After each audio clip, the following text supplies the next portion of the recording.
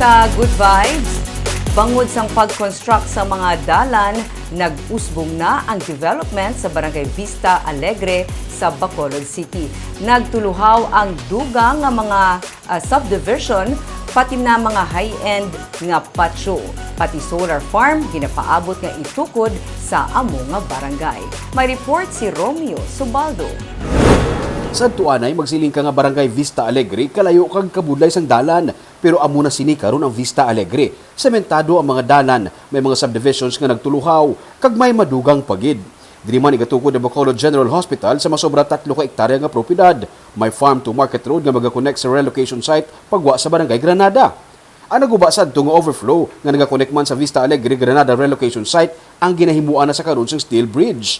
Sunod sa kaya punong Barangay Leandro Lacson de Leon, may mga subdivisions pagid nga natalana man nga magtuhaw, kag isa na diri, iya ka Ayala Land Incorporated. This is going to be, basta sige-sige dalan hindi, I'll tell you, this will be the next expansion of Bacolod City. Dirino na. Remember the economic highways there? Lapit ng katama. Kabahin man ang Vista Alegre sa malabyan sa economic highway. Ini man ang magakonect sa Mansilingan, Estefania, kag Granada. Ini ang unang national highway nga magalabay sa ilang nga barangay. Sa tuanay, 90% sa barangay mga katubuhan lang, pero karon kadamo na sang pagbago. Kag may mga dalagko na gani nga mga bodega, sang dalagko man nga mga kumpanya. Aprobado naman ang budget ng syudad para sa solar street light sa Dalanon. Mismo ang pamilya sa punong barangay magapatukod sang 52 megawatts nga solar power plant diri. Power plant, 52 megawatt. May harap magigaling ang sulod mo. Pare sa mga dislipat sila. Amon do ka. 2016 pa na. We're 2022 right now and we're still in the drawing boards na gakuanay kami. So pero at least ari na sa advanced stage. We hope na ma-okay na tanan para masugda na.